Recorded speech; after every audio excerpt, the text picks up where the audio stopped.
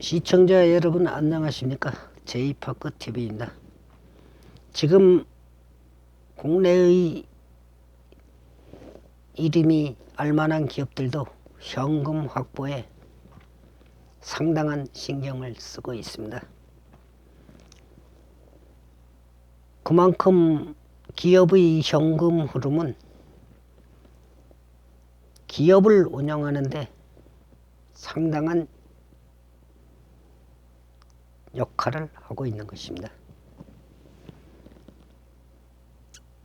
한때 유보금이 남아돈다라는 얘기까지 나왔던 기업들이 현금 확보에 회사채 발행 등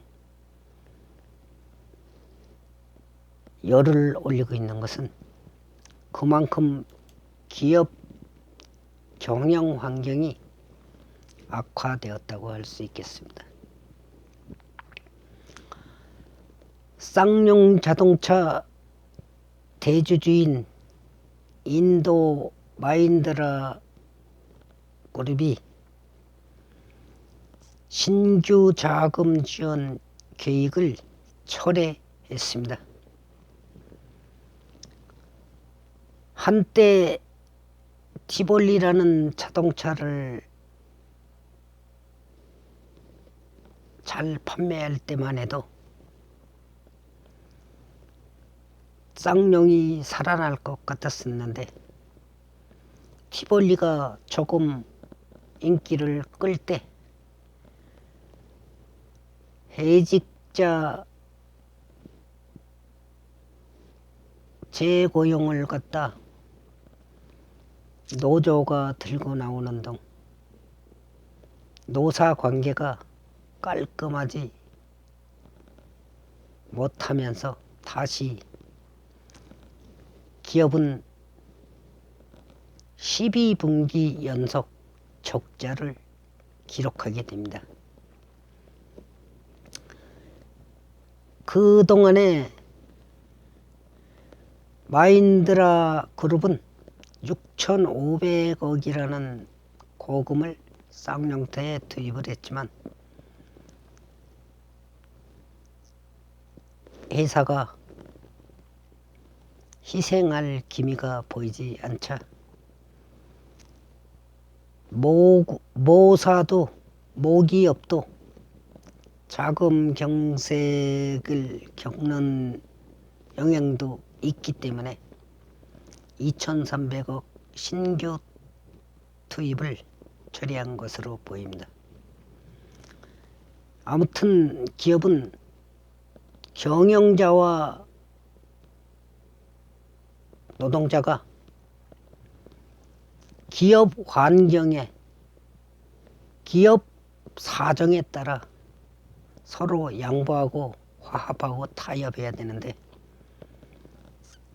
강성노조의 영향도 기업 운영에 상당한 영향을 끼쳤다고 볼 수 있겠습니다.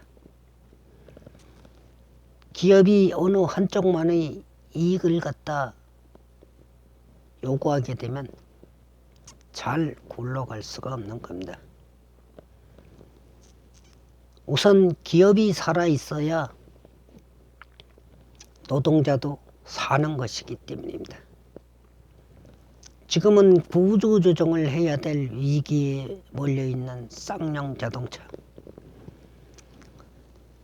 공장이 있는 경기도 평택시 칠계동 지명을 거론하며 주인이 7번 바뀌어야 쌍용차의 기구한 운명이 끝날 것이란 웃지 못할 얘기까지 나오고 있습니다. 쌍용차의 뿌리를 거슬러 올라가면 우리나라 자동차 생산의 시발점이라고도 볼 수 있습니다. 드럼통 버스왕으로 불렸던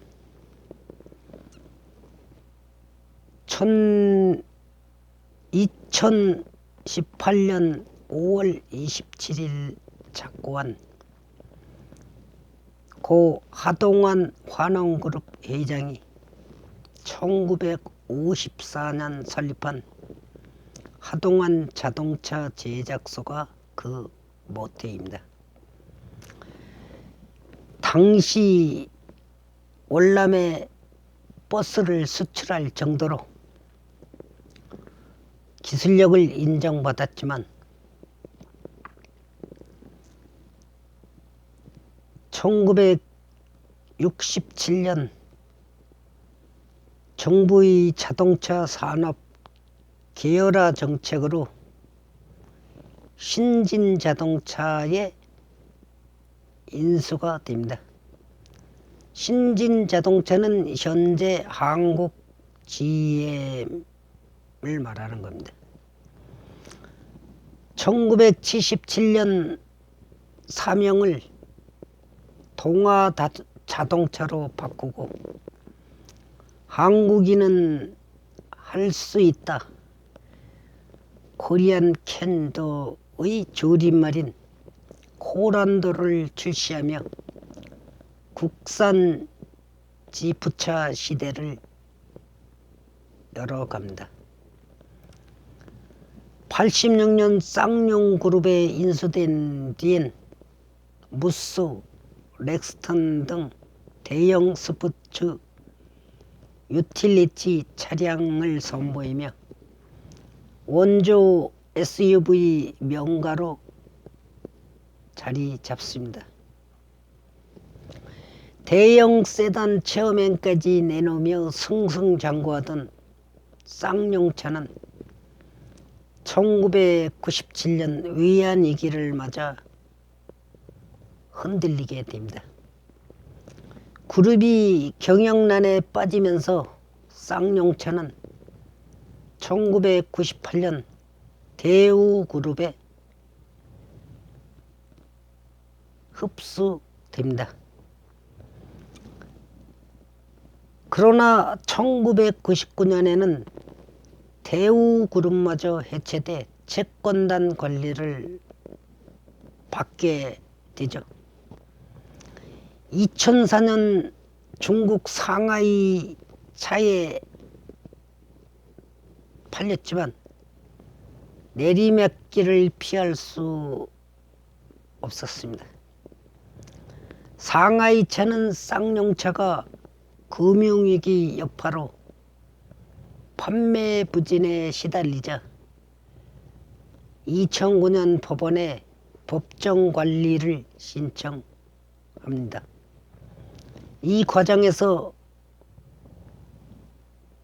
당시에 많이 나돌던 말이 있습니다.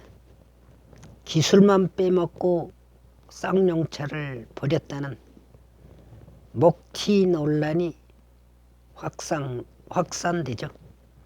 근데 실제로 상하이 자동차가 쌍용차의 기술만 빼간 것은 부인할 수 없을 것입니다. 구조조정이 추진되자 평택공장에서 노조가 77일간 공장문을 걸어 잠그는 옥새 파업 사태가 벌어지기도 했습니다. 이런 과정을 거쳐 2010년 지금의 대주주인 마힌드라 그룹이 인수하게 되죠. 마힌드라 그룹이 인수한 후 소형 SUV 티볼리 등을 앞세워 2016년엔 인수 이후 첫 영업이익 흑자를 내기도 합니다. 하지만 현대기아차와의 SUV 신차 경쟁에서 뒤처지면서 다시 유동성 위기에 내몰리게 됩니다. 반복되는 쌍용차의 위기엔 투자를 감당할 수 있는 대주주의 부재와 기술력 없는 해외 모기업이 있다는 지적이 나옵니다. 해외 기업이 자본력도 그리 여유가 없고 기술력도 기존의 쌍용차 수준이 안 되는 기업이 인수를 하니까 이런 일이 일어나는 것이죠. 쌍용그룹이 4천억을 투자해 1997년 내놓았던 체어맨 이후 쌍용차의 승용차 새 모델은 전혀 없습니다. 그러니까 신차도 개발을 안 하니까 이런 일이 일어나는 것인데, 신차를 개발하면은 막대한 자금이 들어간데 막대한 자금을 투입할 모기업이 없기 때문에 기업이 이렇게 쇠락하는 것입니다. 여기에 노조의 파업도 한 몫을 하게 된 것이죠. 수천억 원이 필요한 신차 개발을 지원할 대주주가 없으니까 회사는 기존의 제품으로는 경쟁력이 떨어지고 더 이상 지탱을 못하게 되는 겁니다. 기술력이 한 수 아래인 상하이차나 마힌드라로부터 돈 위엔 별다른 지원을 받을 수 없었던 겁니다. 그런데 그 돈마저도 막대한 자본력이 투입되지 않으니까 기업이 신제품 개발을 못하고 마케팅이라든가 아니면은 경영의 새로운 분기점을 찾을 수가 없으니까 이렇게 되는 겁니다.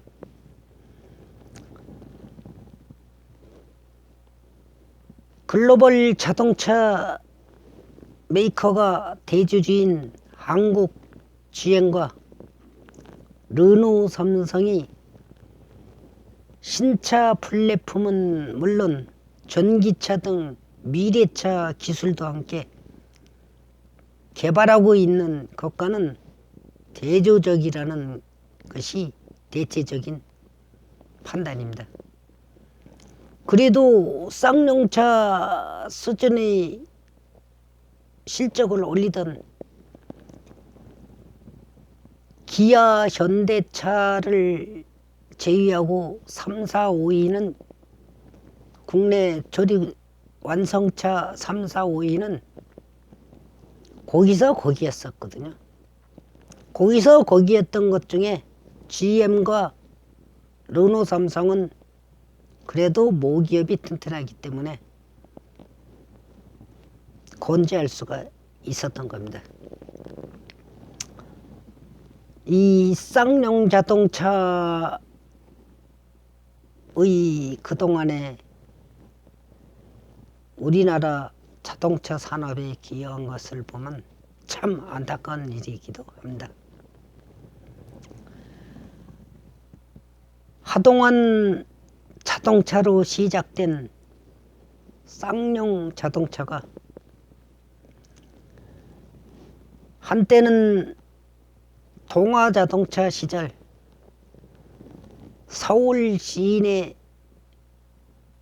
시내버스의 70%를 공급하기도 했습니다.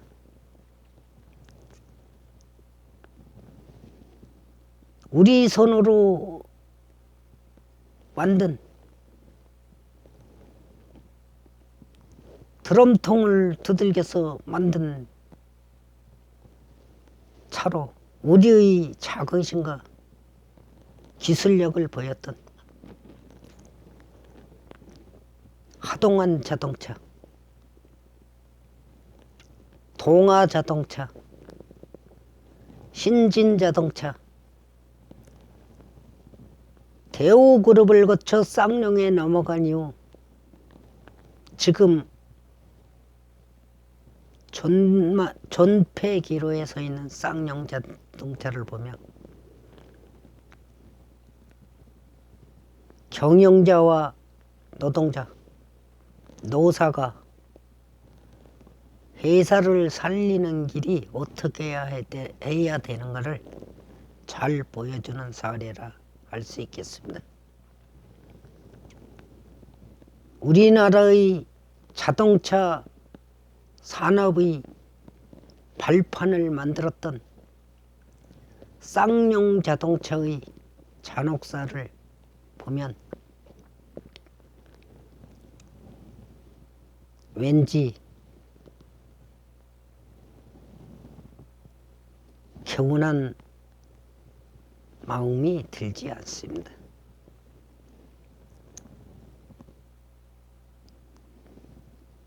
하동안 자동차의 그 열정이